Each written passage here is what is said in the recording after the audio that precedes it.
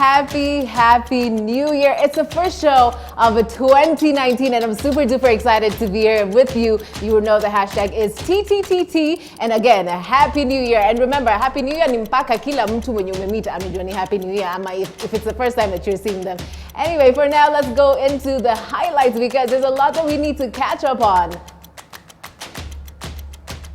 So this went down during Baba's birthday celebration on Monday. It looks like he gave President Uhuru a through pass on the dance floor. Or what was this about?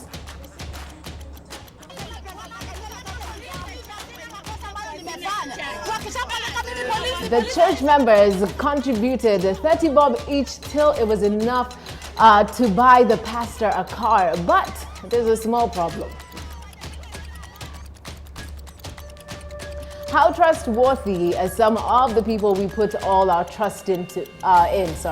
This guard was caught on tape helping a thief steal a car.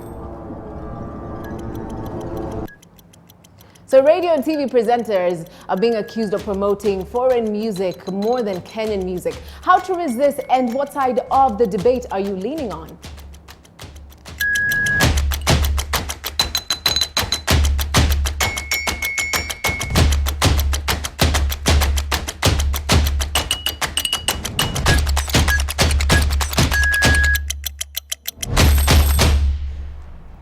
I love this part of the show because I'm not by myself, of course. We're joined by three very lovely people. First, we'll start with Butita because when I saw him earlier on, I did not know this was Butita. I was like, Happy New Year. Now we can finally see him. Come on, Butita. But I'm cool. You know, Magambe wamekubali. No. Sijui hali wagani. Hata napita town nafikiria nyoka iko. We have Butita in studio, and of course the lovely and of course the lovely Cindy. Yeah, this one. Tracy, how are you? Happy New Hey, Year. Happy New Year. Thank you so much. We were joking. We were like, today's show is black, and yellow. Wow. But today, honestly, Orange. They're too yellow. Orange is the new black. Orange is the new black. Yeah. And of course, our regular Quach. How are you doing? Happy New Year to you.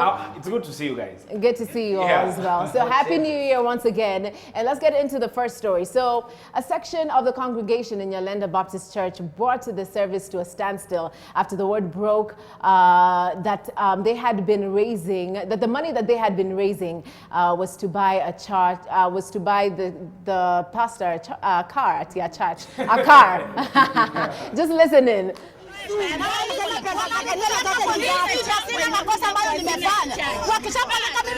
Polisi alisema tutengeneza amani, ndio amani ikishakuja ndio wafanye election. Sasa hiyo wafanye election na wajatengeneza amani. Tulitaka polisi kubaini. Who does that? This church does not belong to 2 or 3 people. It belongs to the whole congregation. Kisumu West Baptist. The election have never been done in this church with the policemen. Never. You know what? I have a lot of questions about this story. First of all, I'm going to ask the three of you, do you think this is right? Because naturally, the money for the church is supposed to, service the pastors. But then again, you can see that mud hat right next to the church. And it's like, what exactly are we trying to do? What do you think, Watch? I think they are more like, we need our pastor to move around. We'd rather stay in a mud hat. But anyway, these things about money being stolen from the church. I will repeat the song again. My father's house of worship has become a den of thieves, stealing in the name of the Lord. That's it. So do you think it's right or wrong? No, it's not. It definitely is not right. If the church members did not agree to the extra budget, I believe that was the issue, the extra 200 Gs that they were going to spend on getting the pastor a car. Well, it's noble enough that they already decided to get a car, but them spending 200,000 extra, it doesn't make sense. It doesn't make sense, yes. What about you, Cindy? What do you think about this story? Hey, man, there's this, my dress, my choice. My pastor, my car. The number of times you see in the media, even in social media, pastors who, oh, it's mommy and daddy churches. Oh, it's daddy's birthday, let's changa, we buy him a car and it's okay. Yeah. There are even some churches where they're going to buy a jet. Yes. You know, and it's okay. They're like, no, who said that because you're a pastor, you have to fly economy like the rest of us? Yes. There are those who, you know, you deserve a jet. Yes.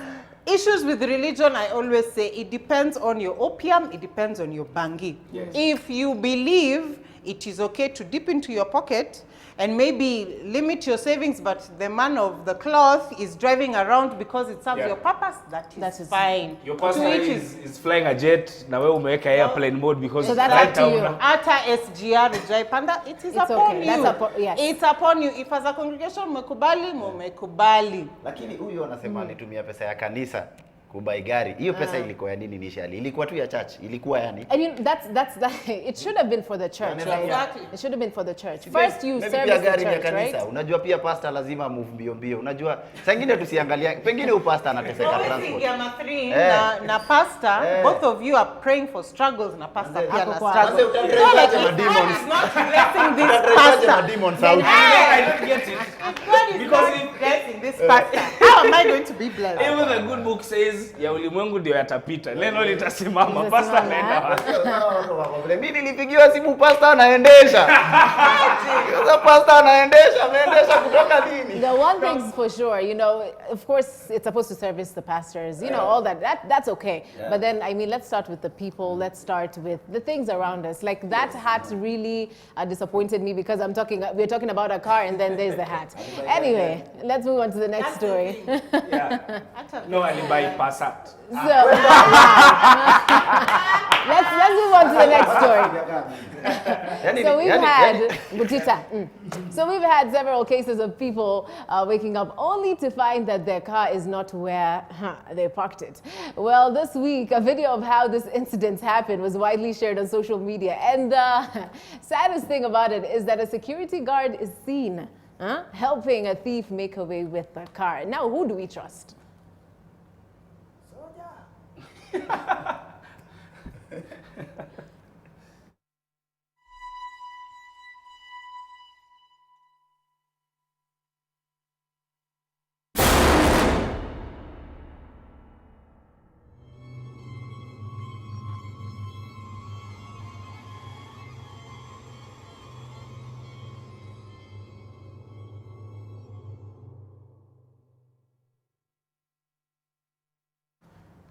Before we started watching the clip, I asked, who do we trust? Honestly, who do we trust if the security guys that we trust with our cars are the ones helping the thieves? Is that what our country has become now? It had to be a duduka. You know, it had to be. Kwani's bits life don't matter. No gari kidogo. Man, you know my driver duduka, I feel my feet. I'm not safe. You're not Unajua gari safe. hizo kibai. Kwanza unaenda unai-enforce wewe kivyako. Maalam na nini. Kila Hizo vitu. kitu. Weka zote, rivet nini. Ilikuwa nayo. Eh. I'm sure ilikuwa nayo, lakini juni But if ni the ka security guy is 1300 not telling you. But ni wrong sana. Unajua although saa ingine pia tunachanga mtu anaenda mahali unaona msee ameka gari na kiburi tu ametoka vile ametoka akidhani So tuseme hapo kanja security guard. Wengine ukuanga hivyo mpaka unaonanga wanaacha watu wanaiba wheel cup. Ukikuja umuulize anakwambia mimi niliambiwa nichunge korofa, sikuandika kazi. So Because you know, the other day I was in a cab and the guy was complaining ati kwanza in Nairobi if you own a car kuna kanjo mbili. There is the guy that you pay the kanjo tu ya Sonko, then you pay for the other private security. yeah, na kanjo ya kando. Yes. Ndio urudi upate parts za gari. But kitu kaa hii inaonyesha karakta ya mtu. Hakuna vile mtu anaweza aidwezi kuiba gari. Alafu wewe mwenye building unadhani umeka watchman hapo man. Exactly. Yeah. And I think the relevant authorities should take charge of this situation. We're going to take a short break, but do not go anywhere. We're going to be coming back with a lot more stories on #TTTT. Welcome back to the show. This is hashtag TTTT with me, Tracy Wanjiru, and we have the lovely Cindy, we have Kwach, Butita. And by the way, before we even get to the next story, Butita, please, there's mixed reactions about his hair. Support Kenyan hair. I'm going to read a few tweets. Felix Mugo says, Butita anaka elephant man. Butita looks like Kumsinde with his dye. Sasa Jueri Komendi amedai nywele yake. Mama kufanya the same, so ati lips za Eddie Butita zinafanana na nywele ya Tracy Wanjiru.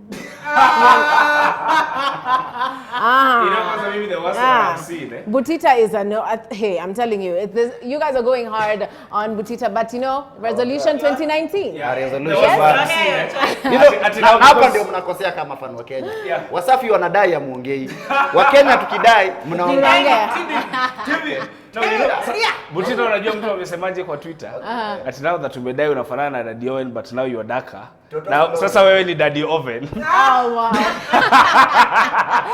Anyway, let's get into the story. And Jalango has tongue-lashed Kenyan musicians for their lack of creativity in producing and marketing their songs. So the radio presenter was adding his voice to a conversation that was started by rapper Mr. 1960 Calligraph Jones on how Nigerians would not recognize Kenyan artists. So Jalango was really blasted by Kenyan musicians, saying that they do not even launch their music to their family members, let alone fans. He claimed some local artists who got a chance to meet Bongo Maestro Diamond Platnumz during the Wasafi Festival were begging for selfies instead of collabos. Guys, this is actually a really, really interesting topic, controversial as well. Do you think Kenyans don't have content? Kenyan artists, ni content hawana ama it's just us Kenyans who are failing our artists? Kwanza kabisa, hawa maartista wachezwi ni wakina nani? Juu yenyewe wale maartist thriller wachezi hawaongei. Unaona? Ati artist thriller wenye wachezwi wenyewe wale ma underground hata waongei. Hao wenye wanaongea au uchezwa tu. I think pia ni kitu mtu alipoint out. Like ukiangalia hao wasanii wa Tanzania na Nigeria, they go an extra mile kufanya branding nini, how they release their stuff, how they network across Africa. Unaona ka Diamond akaimana Davido nini vitu ka hizo. What Sauti Sol has been doing. So I think wasea waendi extra mile. Because if you do your part, yes. Ipa tingine. Ken Wamari amecomplain? No, Butita, let me disagree. Because Mimi, I think it's a wrong conversation we are having. That they should go the extra mile, that is undoubted. They should go the extra mile. Like in the conversation, that's not what the conversation should be about. Mimi, when I was growing up, I was taught, hata wewe sahi, when we go out there, tunatembea na wewe pale Mr. Price. Alafu upate watu wakinipiga hapo. The first thing you will do before ulize kesi ni gani, you will defend me first. So because I'm one of your own. So this thing is a conversation of these people do not have a Kenyan radio in Nigeria playing them. They don't have a Kenyan radio in Congo playing them. You know, there's this thing about the Mtumba mentality that people have embraced in this country. Outside is better. Yes, outside is better. I would rather consume second hand from outside than have something of my own. And you know, people have taken this debate out of context. It is not stop listening to Nigeria, start listening to Kenyan. They're just saying listen to Kenyan music. Yes. Now I think out of all of us, including Tracy, we've worked at Tracy of course is in radio and so have I. And Tracy can bear me witness. When it comes to a radio station, it is what the sound of the station is, number one, what the program's controller decides and the music director, number three, the requests. Now, the station that I was playing in, I was working for, most of the requests were for foreign music. Why? When there was, because that was what people wanted. You see, artist choice. If I decide I want to consume this, you cannot drum it into me that you have to consume that. It's the will of the people. It's the will of the people, but I do understand what artists are saying. Sometimes the people don't know any better because this is all that is exposed to. That's so the if point. we increased the rotation, maybe in an hour, out of the 8 songs, 6 are Kenyan. Exactly. And maybe 2, one foreign and one Nigerian, then I think that's fine. Mimi nataka kuchallenge wasanii wa Kenya. Yes, tunataka increase content ya Kenya ichezwe kwa radio.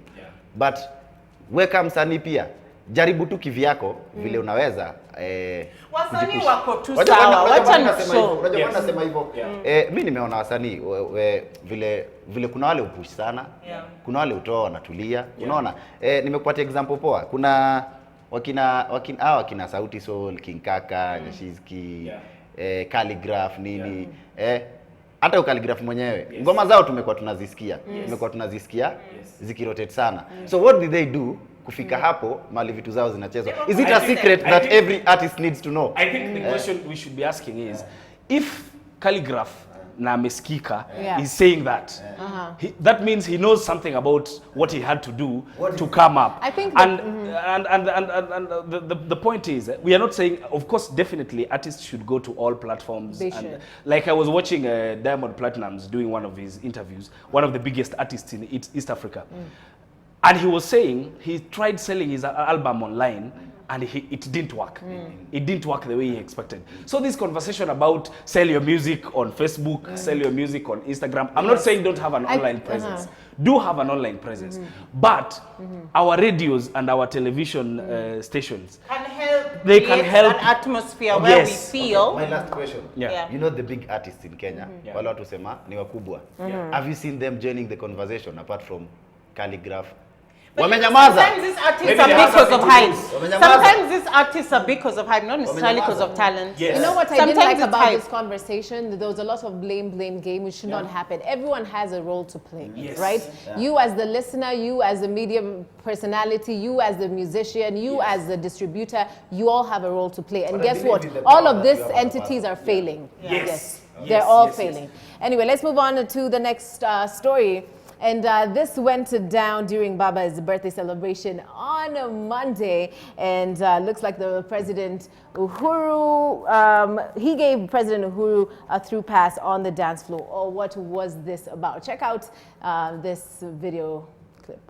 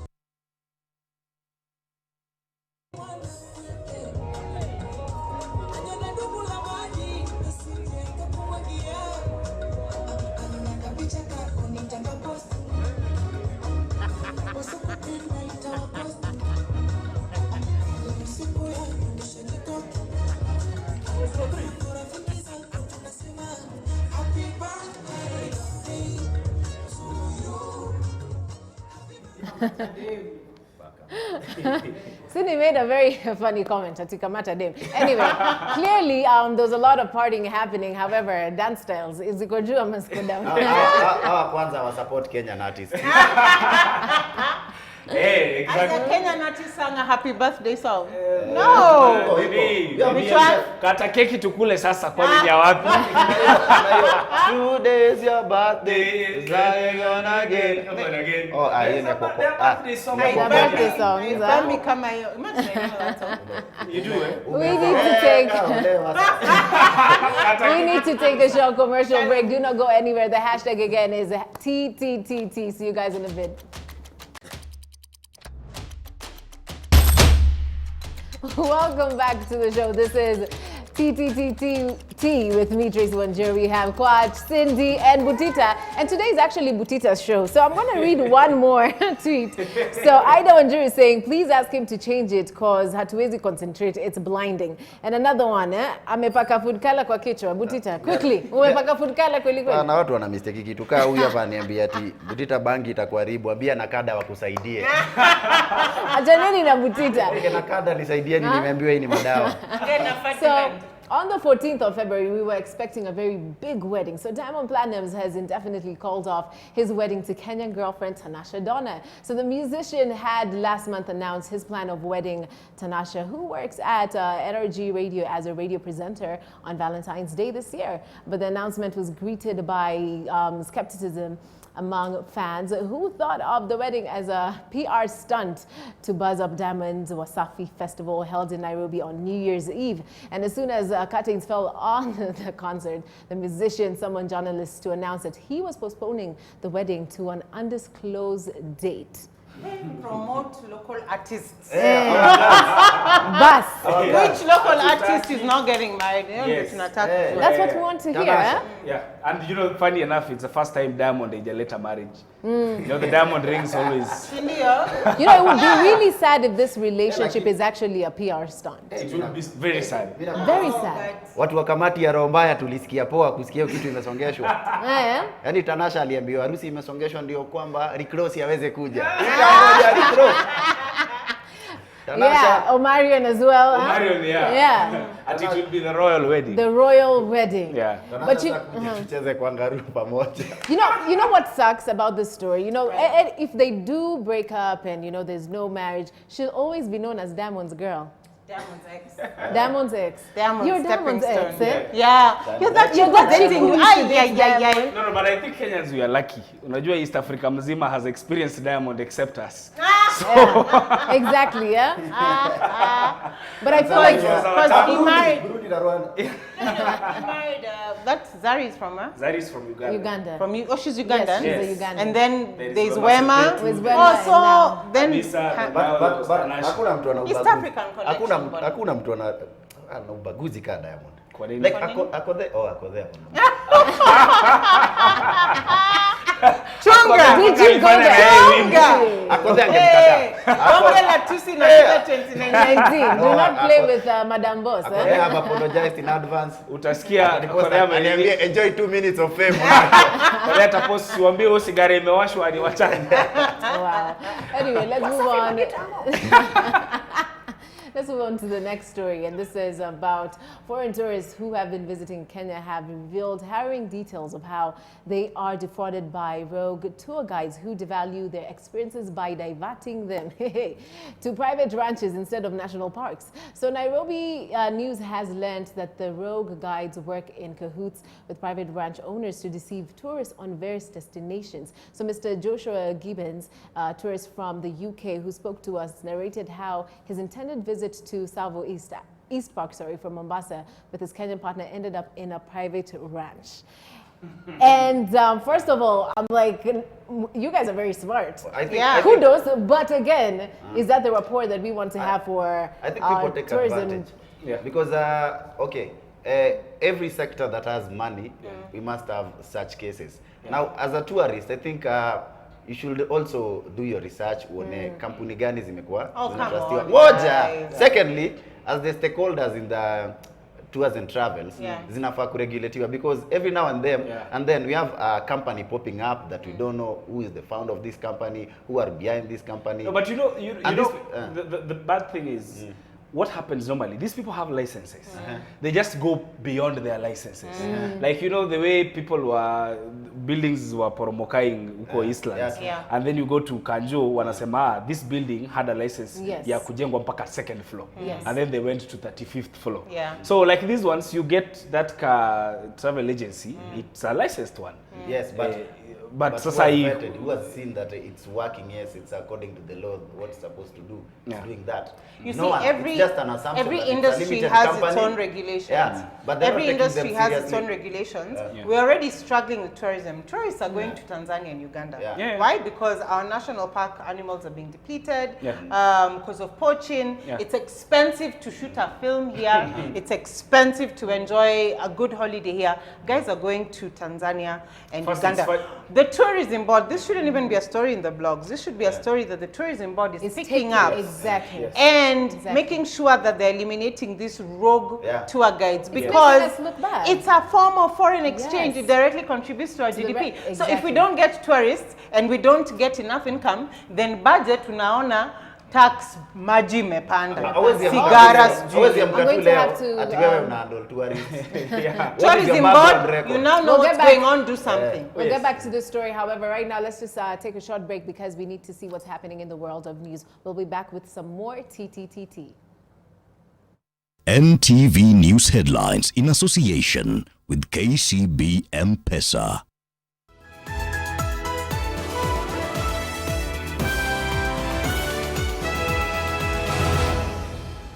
Tonight, after a long hiatus, Deputy President William Ruto speaks out. There will be no negative, ethnic, divisive politics based on hate. And he wants others to watch what they say. That is not an issue we can compromise. Also tonight, a man of the people or just a populist after short-term gains. Yoyote kati ya hawa ambaye anajua anakuja afanye ufisadi, afadhali asichukue hii position. A look inside the chaotic Nairobi County administration. Also ahead, people started complaining of diarrhea and nausea or feeling like vomiting. How meat turned poison for 52 mourners in Bomet. Plus, I offered my unqualified apology to the president. A generous helping of humble pie served cold to Moses Kuria. This is 2019. We are dealing with a serial blackmailer, roaming around with abandon, with state machinery, looking for who to destroy next. Plus love and hate served in equal portions at City Hall. The week's good, the bad, and the ugly as captured by Bullseye. NTV News Headlines in association with KCB M-Pesa. Offer available once a week from 18th December 2018 to 17th January 2019. Go to the M-Pesa menu, loans and savings, and activate KCB M-Pesa. KCB M-Pesa, Joe. Welcome back to hashtag TTTT. You're hanging out with Cindy, with Tita, Kwach, and of course myself, Tracy Wanjiru. So Mombasa Governor Hassan Joho has defended his beautification project of painting buildings in Mombasa with a uniform color of white and blue. So he says the initiative will make the city Instagrammable for tourists. And what do you make of this? But before we even give our comments, let's listen to what he had to say. Mumeona serikali imefanya. Sasa, to be able to compete with other cities, you also must improve on your standards, my friend. Watu wanaangalia paka linen that you use in your facilities. You want quality tourists? Invest in quality products. Sivyo? Chat so that we can transform the city and achieve what we call a city that is Instagrammable. Oh man, you know, I can really blame him kwa sababu unajua hata Joho anapenda Instagram, anapenda Instagram. Watu wanafaa kwa worried Mombasa mheshimiwa akishaanza hivi. Itakuwa kimchezo ni hii Mombasa yote kila mwanaume fuge ndevu. Na ukatwe dai vizuri. But what do you think about him saying that it should make the county more Instagrammable? I mean, there are places in the world where guys go to take pictures in Brazil, in South Africa, because of how they've painted the city, which is fine. Yeah. So that is okay. But please, Governor, for County 001, clean up the county. Mombasa is dirty. He should try to make it... Clean it up. No, painting it is different. Clean it, it's full of rubbish. Clean it up. What do you think about that comment? Filter out wa takataka. You see, Tracy, first I agree. I agree that the place should be made Instagrammable. Because when now the visitors come, though I'm just asking myself if buildings zetu ndio kitu inaleta mtu Mombasa basi. I think we can start from summer, honestly, because you've seen places like Cuba. People go there because of how it looks, and the color and the old cars, exactly. So hopefully we can start from there and make County 001 a better place, because clearly there's a lot to be done. We pick up the rubbish, man. There's a lot to be done. Thank you so much for keeping up with us. Hashtag TTTT. Thank you so much, Kwach, Cindy, Tita. Happy New Year to you, and yes, we're praying for better and more money this year. To you too. Have a great evening.